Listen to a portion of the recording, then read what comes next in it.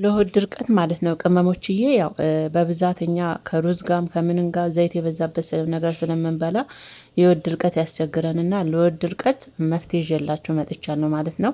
አንድ የሆነች ሾርት ቪዲዮ ለቅቄ ነበር። አንዳንድ ኮሜንቶች ምን ናቸው የተጠቀምሽው ሆዴን ድርቀት አስቸግሮኛል የምትሉ ልጆች በኮሜንት አላችሁና ስሙን ንገሪኝ ብላችኋል።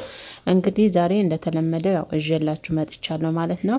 ሰላም ጤና ይስጥልን ውድና እየተከበራችሁ የምትክዬ ዩቲዩብ ቤተሰቦች እንዴት አረፈዳችሁ እንዴት ዋላችሁ ብያለሁ። እኔ ጋር ሁሉ ሰላም ሁሉ መልካም ነው፣ እግዚአብሔር ይመስገን። እናንተ ጋር ሁሉ ሰላም ሁሉ መልካም እንደምን ተስፋ አደርጋለሁ።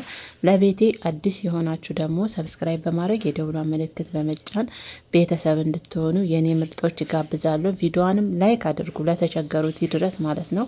በተለይ አረብ ሀገር ያለን ልጆች በብዛት ከሩዙም ከምንም ጋር ዘይትና ቅባት የበዛበት ነገር ስለምንመገብ ሽንት ቤት ስንገባ በጣም እንቸገራለን፣ የሆድ ድርቀት ማለት ነው። ለዛ ደግሞ እኛ ጋር አንዳንዴ የሚሰራውን ለሆድ ድርቀት ደግሞ መፍትሄ የሚሆነውን እዤላችሁ መጥቻለሁ። ያው በዚህ ላይ ሾርት ቪዲዮ ለቅቄ ምን የተጠቀምሽው ላላችሁኝ እንግዲህ ለእናንተ መልስ እንዲሆን ነው የምንጠቀመው። ያው ድንች፣ ኩሳ ድንች አነስ አድርገን ነው ኩሳ፣ ዱባ እንትን የጀዘር ይላሉ እነሱ ያው ካሮት ማለት ነው። ካሮት፣ ኩሳ፣ ድንች እና ዱባ ኩሳውን በዛ ነው የምታደርጉበት። ኩሳ በጣም ጥቅም አለው፣ ብዙ አይነት ጥቅም ማለት ነውና በተለይ ለሆድ ድርቀት በጣም አሪፍ ነውና።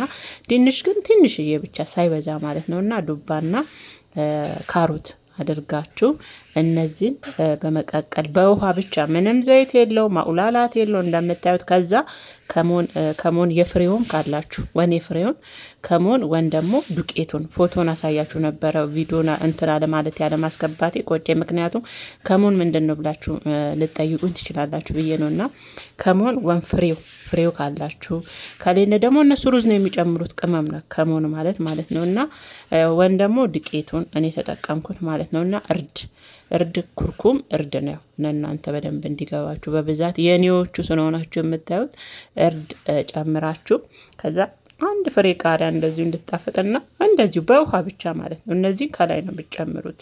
ትልልቁ ቃሪያ ካላችሁም ገርደፍ አድርጋችሁ ብትጨምሩትና አብራችሁ ብትበሉት በጣም አሪፍ ነውና ለሆድ ድርቀት እግዚአብሔርን በጣም አሪፍ ነው፣ በጣም አሪፍ ነው። ከዛ ከምንም ጋር አይደለም ብቻውን በሹካ ብሉት በቃ በደንብም ሳይቦካ ማለት ነው። እኔ ልክ መግቢያው ላይ እንዳሳዩዋችሁ እንደዛ አድርጋችሁ አብስላችሁ አውጥታችሁ በማንኪያውን በሹካ እሱን ብቻ መጠቀም ማለት ነው። ምንም አይነት ነገር ጋር ሳትቀላቅሉ እሱን ብትጠቀሙ እውነት መፍትሄ ታገኛላችሁ።